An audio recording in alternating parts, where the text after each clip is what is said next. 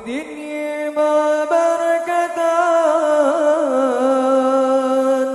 عظيمة في الدنيا.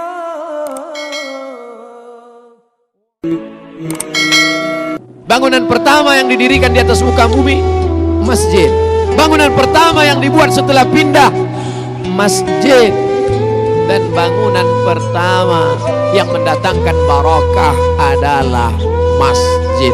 Oleh sebab itu kalau kantor ingin berkah, komplek perkantoran, hendaklah yang pertama dibangun masjid. Oleh sebab itu sultan-sultan Melayu ketika mereka mulai menambatkan perahunya di sebuah pantai, yang pertama mereka dirikan adalah masjid. Hari ini kita melihat sejarah-sejarah.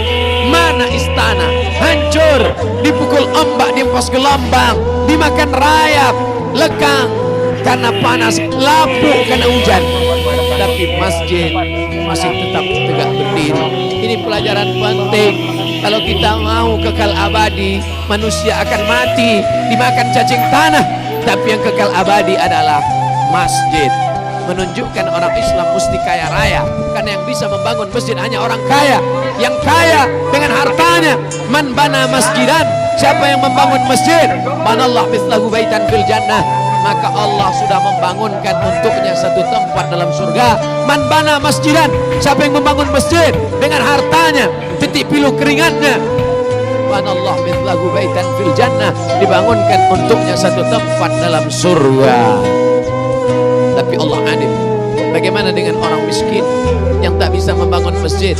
Man shalla itsnatai asyrata rakaat, siapa yang salat sunat 12 rakaat bil yaumi wal lailah, sehari semalam, siang 12 jam, malam 12 jam, yang laksanakan salat 12 rakaat, 2 rakaat sebelum subuh, 4 rakaat sebelum zuhur, 2 rakaat setelah zuhur, 2 rakaat setelah maghrib, 2 rakaat setelah isya, 12 rakaat salat rawatib qabliyah ba'diyah muakkad setelah salat fardu, sebelum salat fardu. Banallah mithlahu baitan fil jannah, Allah juga membangunkan untuknya satu tempat dalam surga. Manusia mati, meninggalkan dunia, rumah yang besar diwarisi oleh anak-anak, diambil oleh istri, mungkin dia akan menikah dengan laki-laki yang lain. Berapa banyak orang membangun rumah tapi dia tak pernah menempati rumah itu. Berapa banyak orang membeli mobil, kendaraan mahal, tapi dia tak pernah menaikinya. Berapa banyak pencari rezeki, tapi rezekinya dinikmati orang lain. Perlu dipikirkan sejenak. At-tafakkur sa'ah, berpikir sesaat, khairun min qiyami lailah, lebih baik daripada beribadah sepanjang malam. Orang beriman berpikir sesaat.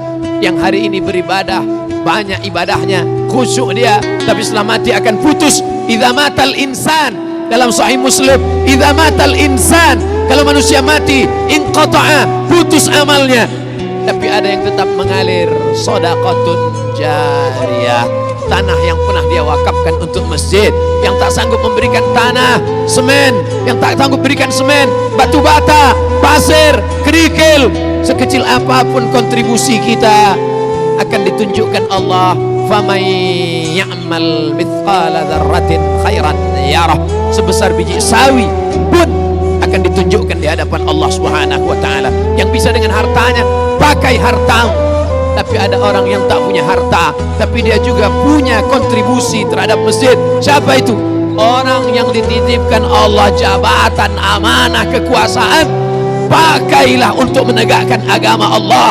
Agama Allah tidak perlu dibela, Allah tidak perlu ditolong. Huwal Aziz, Allah Maha Perkasa. Huwal Jabbar, Allah Maha Kuasa. Kita mendirikan masjid bukan untuk menolong Allah. Andai kita punya jabatan, tak pernah sekalipun dipakai untuk menolong Allah. Allah tidak perlu kita. Allah Maha Perkasa, Allah Maha Kuasa. Kita menolong agama Allah hakikatnya untuk menolong diri kita. Intan surullah, kalau kau tolong agama Allah, yansurkum, Allah akan menolong kamu. Pada saat kaki tidak dapat tegak berdiri, tak ada yang bisa menolong. Yauma yafirrul mar'u min akhi, orang akan lari dari saudara kandungnya. Wa ummihi wa abi, lari dari ibunya, lari dari ayahnya. Wa sahibatihi wa bani, lari dari istrinya, lari dari suaminya. Anak-anak tak bisa menolong. Likulli imri'in minhum yauma idzin sya'nun yughnih. Maka pada saat itu yang bisa menolong hanya amal. Salah satu amal yang kekal abadi adalah membangun masjid. Tapi jangan bangga sesaat kalau sampai satu waktu saja kosong masjid, tidak ada sholat berjamaah. Zuhur, asar, masa genting, siang, maghrib banyak orang datang, subuh tak ada yang datang. Istahwadat alaihimus syayatin. Satu kampung, satu negeri sudah dikuasai oleh syaitan. Oleh sebab itu, maka ini sholat kita laksanakan menurut tuntunan Quran dan Sunnah Rasulullah sallallahu alaihi wasallam. Maka siapa yang hidup hari ini akan bangga di hadapan Allah subhanahu wa ta'ala. Masjid Nabawi tegak berdiri 1441 tahun lamanya. Tapi sampai hari ini, siapa yang mewakafkan tanahnya dulu? Siapa yang menegakkannya bersama Nabi? Siapa yang ikut bergotong royong? Semua orang yang sholat di Masjidin Nabawi mengalir pahalanya kepada dia. Ma la yutraku kulluh, la yutraku kulluh.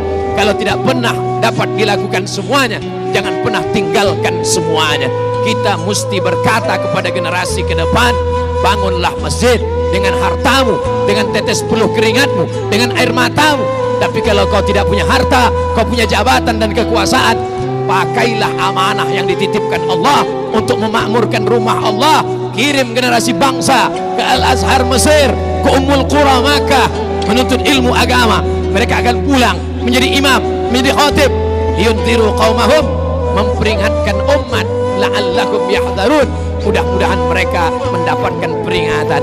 Malang tak dapat ditolak, untung tak dapat diraih. Ajal kuasa Allah, malaikat maut tiba, kita pun akan mati menghadap Allah. Orang-orang yang mati dalam kubur itu ditanya oleh Allah, hai mayat, hai jenazah, kalau kau diberi kesempatan hidup, mau apa?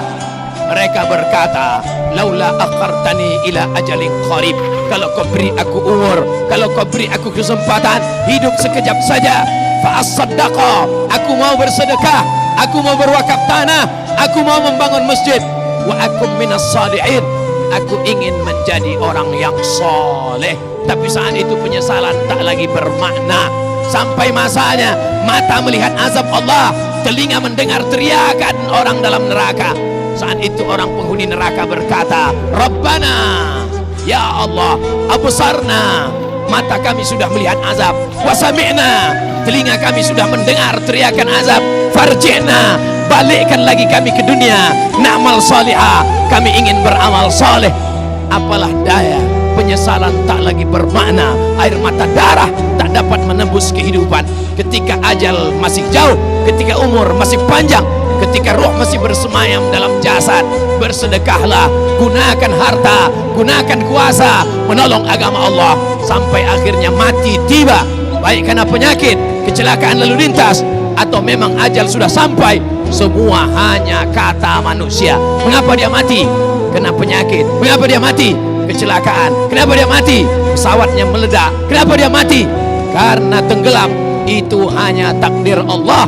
Tapi yang paling penting adalah apa yang akan kita bawa setelah kematian.